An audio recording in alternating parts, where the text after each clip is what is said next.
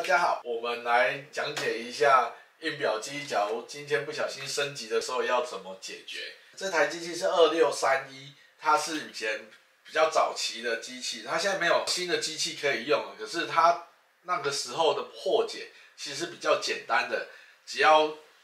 透过网络上降阶程式，只要把它刷回去就好了，不用还要再激活一次它的激活码。可是相对的，它机器已经是停产的，它后面做的这一些升级的那些程式，这些破解的厂商他也不愿意继续更新，所以你们还是会有不小心升级到，或是原厂它会有一些什么有优惠的讯息的时候不小心按到。那只要它升级到以后，它就会跟你讲抓取不到墨水夹，这样的话就要做破解的动作，把机器破解回来。现在我们来利用自己在网络上下载破解程式，然后就不用辛苦搬到厂商那边，请厂商帮你破解。这边还有一个小技巧，是因为它的更新软体里面会去判断你是不是用旧版的软体要去覆盖它，是的话它就不让你更新。所以我们在破解的过程中需要有一个小技巧，就是先断掉电源，让整个机体里面是空白的状况下，才可以做破解的动作。我们先来看一下网络上要怎么去下载，系统里面一样到印客户的官网。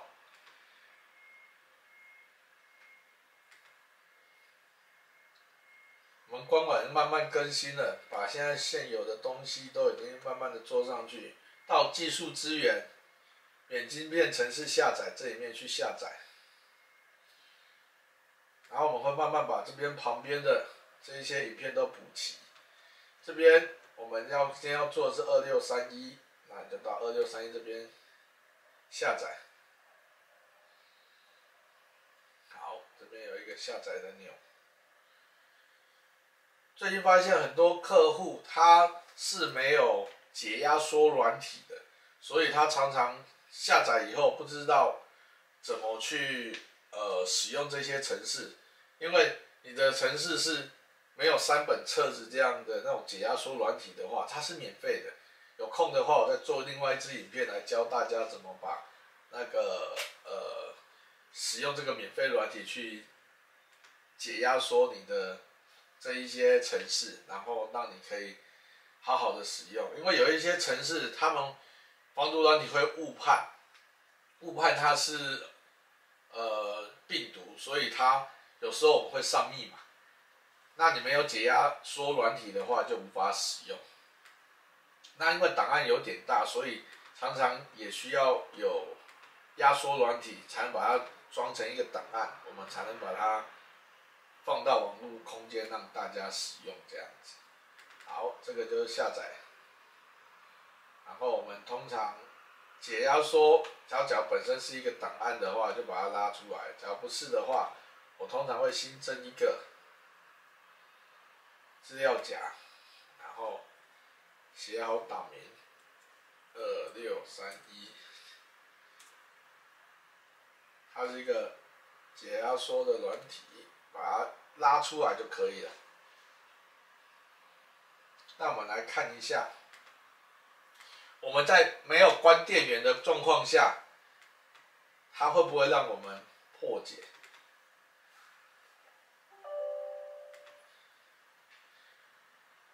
它更新后的版本是什么？这个是我们正常在看的。这边这是我们16.65，这是我们这个我们要用的版本。可是我们的机器被更新到67的版本。那你假如直接这样破解的话，因为它的版本比较新，你在破解的中途它就会关机，然后重开，没有破解成功。所以我们一定要进入工程模式。我们先把电源关起来。那我再教导一下大家，通常就是工程模式没有办法使用，所以就没有办法做完整的破解。工程模式它最主要都是4颗按钮会进到它开机的工程模式，以这台2631来讲，它是停止键、数字的1键，还有房子首页这个键，这3个键加上电源，4个同时按的同时看到电源开了，你就要放开，出现白底黑字，这个就是工程模式。那我们看一下荧幕上，刚是新版本嘛，你再重新整理以后，它就会出现 USB 装置不明的装置，这个才是进到工程模式。那这一台你开始更新的时候，电脑开始更新的时候，这边也会开始动作跑它的百分比，然后跑完的时候，我们要注意一件事情，我有说过，因为它没有最新版，所以它会去判断，它只要出现 writing 的时候，你就是把它拔掉，拔掉电源，再插上去，然后会出现 recovery mode， 这个状况下就是你的机体上面已经完全没有任何程式了，这时候它不会去判别你是新版还是旧版的。我们这时候再把荧幕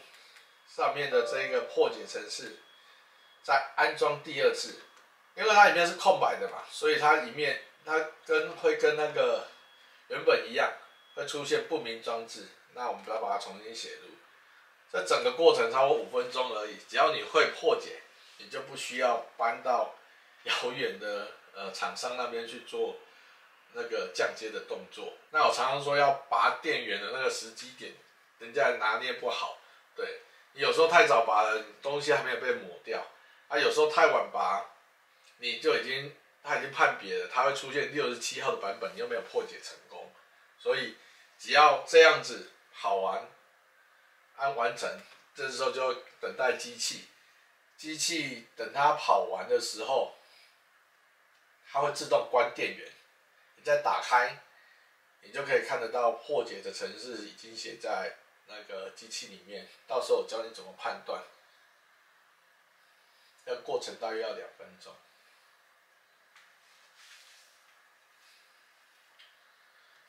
那我们最近网站也有一些大改版，大家可以来看一下，可以发现已经更好找到你们要的程式了。那我们会利用时间慢慢把这一些费墨归零啊，还有免晶片的程式的这一些降阶的版本，会慢慢把它补上去。对，这边它关电源了，那这时候再把电源打开。